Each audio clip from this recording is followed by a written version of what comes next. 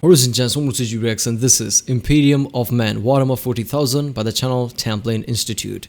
Yes, another Warhammer 40,000 video. This time it's from the Templin Institute. Yeah, lots of people are telling me to react to this video, so that's what's this one. More detail and in-depth about Imperium of Man. As the greatest bastion of humanity in the galaxy, the Imperium of Man stands guard against the innumerable threats of the universe. Okay. Both within and without, it is a repressive and cruel regime, a necessity in a reality of endless carnage and war. Yeah, it's the Templin Institute investigates the nations, facts, and organization of alternate worlds. Alright. Imperial Man, right? The human faction, basically, from the planet Terra. So, I love this because, apparently the whole universe revolves around the Emperor, obviously. So this is the Emperor's Imperium of Man, the humanity, basically. Then Xenos are literally anything that is not human, right? So Orc, Necros, Chaos, Demons, everything are basically Xenos. So right now we are seeing Imperium of Man. So let's watch this one. Remember, if you like my reactions, don't forget to like and subscribe so I know which type of videos to react to more, I guess, and you'll know when I upload next Warhammer video, I guess. Check out the reaction I did. There's a link in the description with all of my videos. Check out the cast for the playlist I created, like Warhammer 40k playlist with all of my Warhammer reactions in them, and check out the playlist too, like history and other things. Yeah, let's watch this one.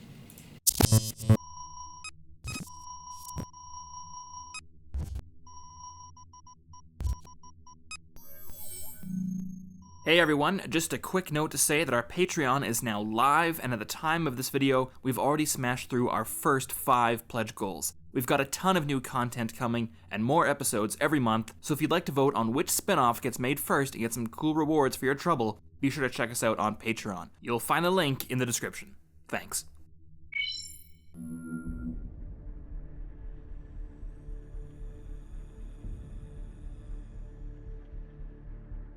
Ooh, I like the quality.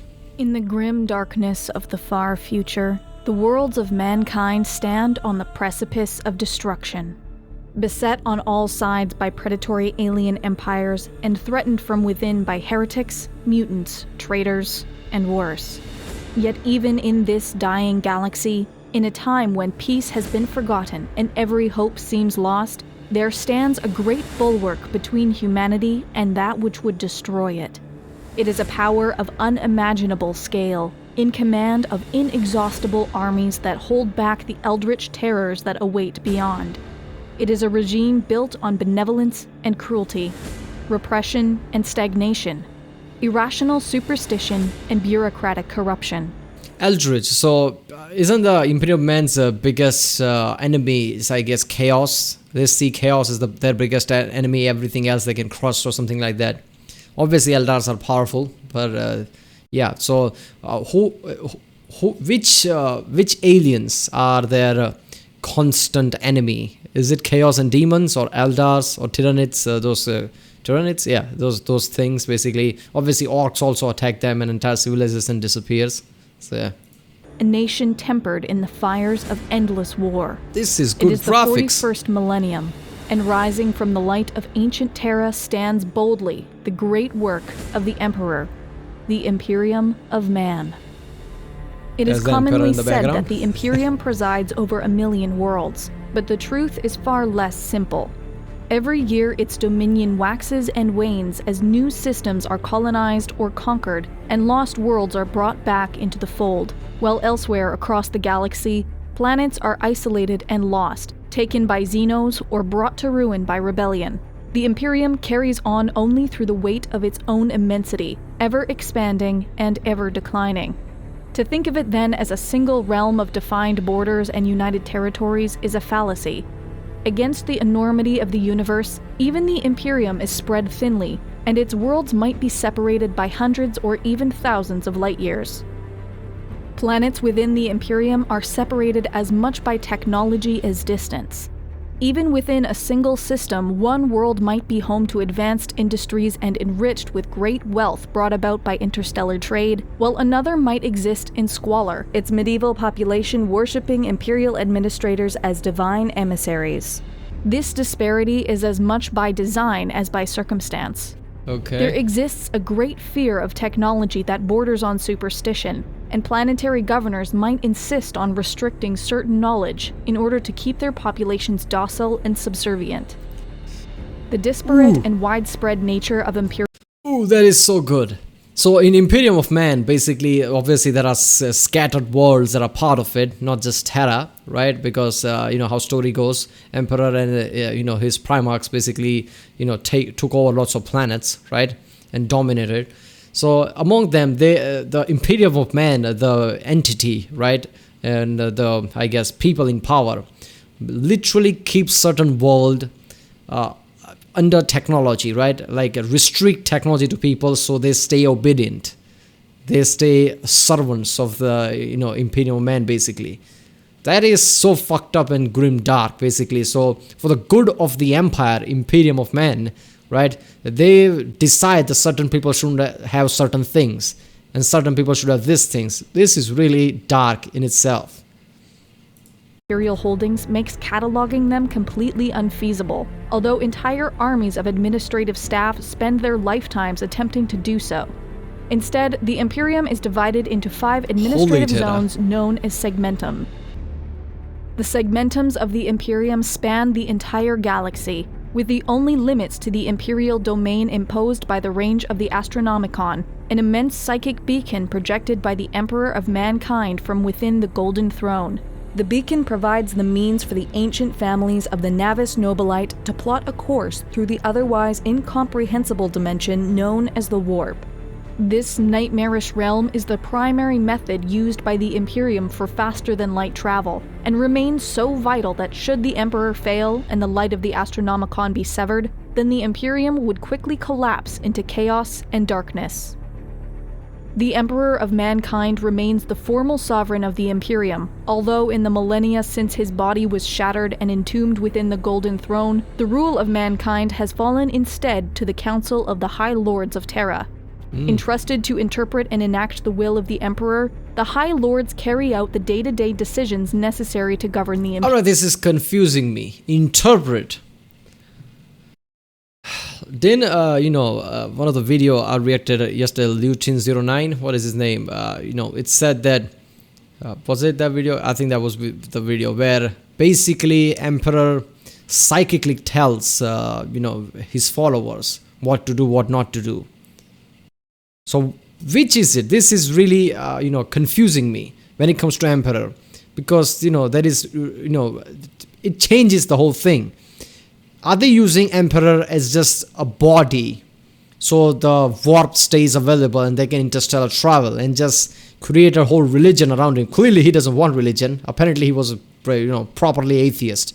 He doesn't want religion. So they created whole this religion around the Emperor. So they are just using Emperor as just a body to worship and keep the warp open, while this other people who are basically interpreting what Emperor wants are the one who's really in charge. Or is Emperor really giving orders to these people in charge, you know, psychically, like do this, do that, or whatever? Is Emperor in charge, or they're just using him? That's the question. Imperium. Judgments of the High Council affect the lives of endless trillions, but the nature of the Imperium prohibits any centralized governance from being universally enforced. Instead, the Imperium makes use of countless organizations to keep the wheels of bureaucracy and war moving. Perhaps the largest of these is the Adeptus Administratum, teeming with countless scribes and petty officials. It administers the Imperium at every level, collecting tithes and taxes, performing censuses, and determining which threats to the Imperium must be dealt with, and by which of the Imperium's myriad of military forces, alongside 1,000 other chores and duties.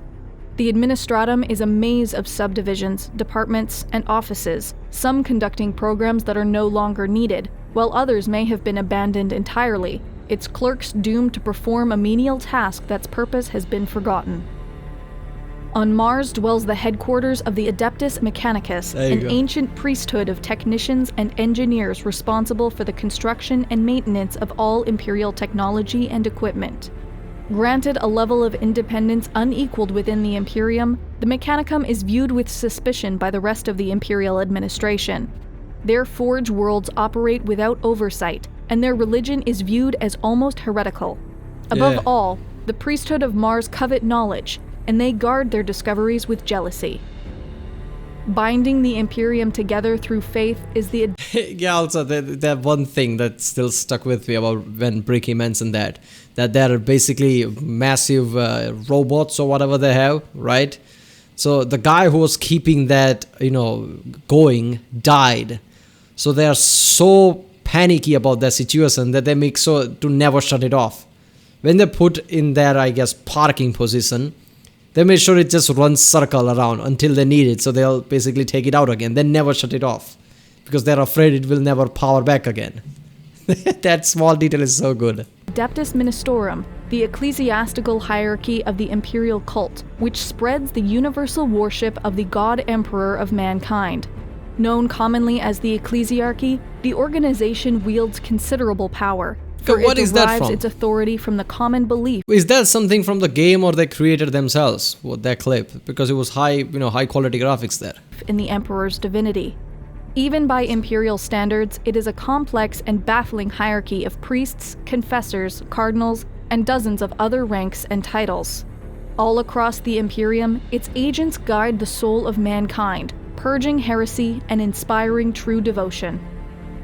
Of all the imperial organizations, however, the sanctioned psychers of the Adeptus Astra Telepathica, the guardians of imperial law in the Adeptus Arbites, the royal guardsmen of the Adeptus Custodes, or even the vaunted killers of the Officio Assassinorum, no single institution holds greater power or instills more fear across the galaxy than the Imperial Inquisition. Yeah. Inquisitors are charged with protecting the Imperium against the malevolent influences of the galaxy, whether they be the allure of alien philosophies or the machinations of the ruinous powers. Its members may pass through doors that would be closed to all others, and there are very few in the Imperium who can refuse to execute their orders without complaint or delay.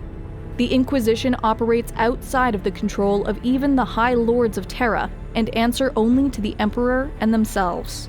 Ooh, that as I said they feel really similar to Spectres from Mass Effect, which is so good, right? I mean, imagine this Grey Knights, then this basically Royal Guards, basically, right? Custodians, and all them, those assassins, all the high-ranking, basically, people, right? Walking around like that, just, with authority, like, walking inside some warfield or something, and imagine thinking, oh, fuck, the Inquisition is here, and these people just rolls out like, I don't answer to none of you, right? I do whatever the fuck I want. If I deem necessary, I can kill this fucking planet. I mean, that's all another level of shit, man. While such organizations have wide-reaching authority, their direct involvement in the governance of individual planets and star systems is relatively uncommon. For as long as the imperial tithe is paid and obligations and responsibilities are met, the Imperium is content to allow various imperial commanders and planetary governors to rule their worlds, systems, or even sectors however they see fit. Yeah, autonomy. In this way, the Imperium resembles some manner of feudal confederacy, with a hierarchy of lords and vassals stretching from the lowliest page to the emperor himself. Such a system, while effective at maintaining order and enforcing imperial authority, means that very few worlds are governed in the same manner, and mobilizing these discordant vassals and feudal lords is often taxing and slow. In a galaxy of carnage, it is by the will and strength of humanity's armies, rather than its bureaucrats, that has allowed the Imperium to endure for so long, while other powers have withered and failed. Mankind has always excelled in warfare, and the Imperium commands a vast array of powerful forces, rivaled by nothing else in the universe. The backbone of imperial strength is the Astra Militarum, also known as the Imperial Guard. Consisting of countless millions of trained men and women, often armed with nothing more than a lasgun, a bayonet, and their faith in the Emperor, Imperial Guardsmen can be found in nearly every garrison and battlefield. They are the first line of defense and the focal point of any crusade. While the Imperial Guard musters countless armies, certain worlds have one great... Basically, faceless frontier army, right? So many that No one man can be recognizable, but all of them are strength in numbers, basically. I love how Bricky painted the picture. Like, there are so many that it feels like a tide is coming, right? And they attack with such numbers that entire planets crushed to sakes with the artillery fire and everything. That just shows that they might be simple, but when they attack, that's just terrifying. Claim across the Imperium for the quality of their soldiers and the heroics of their regiments, their deeds and commanders entering the Imperial pantheon of legends. It is the superhuman Adeptus Astartes who have come to symbolize the might of the Imperium, however. Yeah, elite Marines. Warriors gifted with immense strength, size, resilience, and intellect.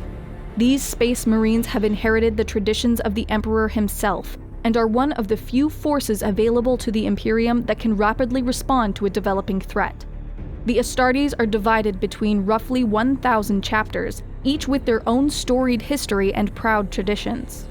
Though few in number, a squad of Space Marines can turn the tide of battle, while an entire chapter can shift the balance of a war. In space, the Imperium calls upon the great war fleets of the Imperial Navy. The starships it operates are legion, ranging from single-man fighters and bombers to ancient battleships capable of terrible displays of destructive power. In addition to its armadas, the Navy also operates colossal space stations, great ports, and distant anchorages, always at the ready to deliver the forces of humanity to the next grand battle zone. The enemies of the Imperium are simply too many and too varied for any single organization to effectively combat, and there exist a great many specialized orders and detachments used in only the most specific or dire circumstances. The Grey Knights, the Death Watch, the Orders Militant of the Adeptus Sororitas, the Skitarii Legions, and Collegia Titanica of Mars. The forces of the Imperium are as innumerable as their foes, and it is only through their ceaseless vigilance that the Imperium is sustained. In spite of its unlimited military potential, during extreme circumstances when the price of retaking a world is simply too high, or the risk of spreading mutation, disease, or heresy. I guess when it comes to just war, if it's deemed necessary, Astartes basically attacks, right? But when it's, I guess, demonic, right, related to chaos, I think Grey Knights would be called, right? Because they are the psychers, right? They would have more strength towards this kind of thing, right? And obviously there are assassins for specific jobs, specific head jobs, different assassins for different occasion, I guess. And then there are also those nuns who hunt heretics and things like that, who represent, I guess, the church of the emperor or whatever that is. Too great, the highest authorities in the Imperium can order Exterminatus. Through orbital bombardment, virus bombs, cyclonic torpedoes, or other instruments of extermination, a planet's biosphere is completely destroyed, along with all life on it. This terrible order is rarely given, and only as a last resort. Inquisition does that, right? If the Imperium has ever known an age of peace, then it is an era long forgotten. It was in war that the Imperium was founded, and through war it has endured. In the 30th millennium, from the terrors of the Age of Strife, when anarchy, war, and destructive technological regression brought man to the edge of extinction, there arose the Emperor. He served as a guiding hand that— Look at the claw, holy shit, look at the size of it. Like a fucking death claw or something. So yeah, I mean, I like to psychoanalyze things, right? So imagine right now, we need to eat. So our basic instinct is we are alive, we wake up, we eat. That's how it is with this Imperium of man and people there. Like, you wake up, right? You're born, you live your life, you wake up every day, and war is inevitable. War is always there. Yeah, how does that even feel, right? Like, war is not some event. Yeah, war, it's like breathing. Of course there is war. What else there's going to be? Of course somebody died. It's fucking war. What's that kind of mentality would be? That's just fucked up. Brought man back from the brink and ushered in a new golden age for all of humanity. Using his legions of Thunder Warriors, the ancient precursors of the Space Marines, global order was restored across Terra, and once again the planet became a hub of unceasing activity, production, and planning. Aligning himself with the tech priests of Mars, the Emperor and his legions set off across the galaxy in search of the Primarchs, 20 beings of extraordinary power crafted from the Emperor's own genetic material. Seized and hidden by the dark gods of chaos, over time each Primarch was found, and they joined the Emperor's Great Crusade as his most capable commanders, diplomats, and warriors. Thousands upon thousands of human worlds were liberated and united under the Imperium, but in this moment of triumph, as the Emperor worked in secret to bring about his greatest gift to mankind, the galaxy descended once more into chaos and war. War Master Horus, the favored son of the Emperor and greatest of his generals, was manipulated by the dark gods of chaos, and together with 9 of his brothers, split the Imperium in 2. When the Horus heresy finally came to an end after 9 years of civil war, the traitor legions had been beaten. Ooh, I never thought of that. Yeah, that makes sense. So, the Emperor and his 18 Primarchs took over lots of worlds, right? Trillions and trillions of people with tons of different worlds. Half of those Primarchs got corrupted by chaos. So it's not just the Primarchs. All the world they were leading are also part of the chaos now. So Imperium of Man split apart. Half of the Imperium Man under Emperor is what it is, and other half, with all the half of the planet and population, are under the chaos, right? The Chaos Primarchs. Damn, that is something. And Horus slain. But the effort had laid waste to much of the Imperium, and the Emperor, mortally wounded in his last great confrontation with Horus, was sealed inside the Golden Throne, now physically broken with only his immense psychic will remaining. In the millennia since, the dream of the Emperor has wilted and died. The promise of knowledge and understanding has been replaced by ignorance and fear. Endless war is now the purpose of the Imperium, and each century brings grave new threats and short-lived triumphs. Orc warbands spread unchecked across the stars. Tyrannid hive fleets circle the galaxy like predatory sharks, all while ancient and young races alike work to usurp the Imperium's position of superiority. Even the light of the Astronomicon has begun to flicker and fade. In the aftermath of Abaddon the Despoiler's 13th Black Crusade and the fall of the Cadian Gate, unprecedented warp storms now stretch across the galaxy, and the Imperium is... Okay, what? Even the light of the Astronomicon has begun to flicker and fade. In the aftermath of Abaddon the Despoiler's... Aftermath of Abaddon the Despoiler's 13th Black Crusade and the fall of Cadian? What is that? 13th Black Crusade and the fall of the Cadian Gate, unprecedented warp storms now stretch across the galaxy, and the Imperium is once more split in 2. Traitor legions and alien armies besiege countless worlds, entire sectors have disappeared into the abyss, and few dare speculate what nameless horrors run rampant in the weakened and isolated corners of the galaxy. Worse still is the knowledge secretly reported to the High Lords of Terra that the mechanisms of the Golden Throne have begun to fail, and the knowledge necessary to repair them has been lost. Before being executed for their heresy, prophets across the galaxy say now is the time of ending, when the Imperium will finally collapse into a trembling collection of shattered realms before being swallowed up by the encroaching darkness. Yet rumors abound that legends thought lost to time have been reborn. There are whispers that hidden vaults on Mars have been unlocked, and powerful new soldiers and armaments are now fighting across the galaxy. If now is truly the time of ending, then the Imperium is not content to stand idly by. Across the worlds of the Imperium, new crusades have been proclaimed, great armies raised, and mighty battle fleets armed and sent forth against the enemy. For in the grim darkness of the far future, there is only war. She had to end with that one. The Templin Institute investigates alternate worlds and reality. Oh, that's so good, right? Imperium of Man. Yeah, so, the Imperium of Man was split apart by the Horus heresy and all the planets with it. So Imperium of Man is split in 2, I guess. And now, since Emperor is slowly dying, right, with 1,000 souls a day just to keep the warp alive, everything's falling apart. I guess will the creators of Warhammer expand the lore more from here? I don't know, or they're just gonna keep this here, like, you know, what if some forces rise, Necron rises or something, right? Orcs basically being endless in number becomes bigger threat or something. I don't know. Chaos tries again with some other means or something. I don't know. It'll be so fun. But yeah, so far this was good. This was a 16-minute video, so I guess this was still a summary, because obviously she mentioned some 14th crusade or something. I don't even know what that is. I guess I have to check that out.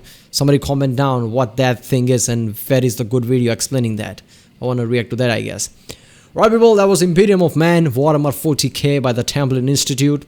If you liked my reaction, don't forget to like and subscribe so I know which type of videos to react to more, I guess which type of channels to react to more. Comment down if you want me to react to any specific video, I guess, about Warhammer or anything. And yeah, I'll see you next time.